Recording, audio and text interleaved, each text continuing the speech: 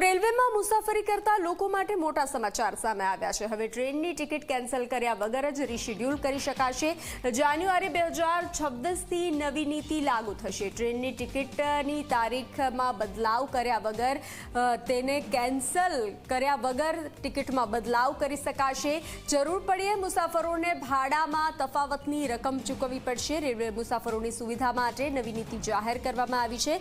Cancellation charge ચૂકવ્યા વિના ટિકિટની તારીખ બદલી શકાશે।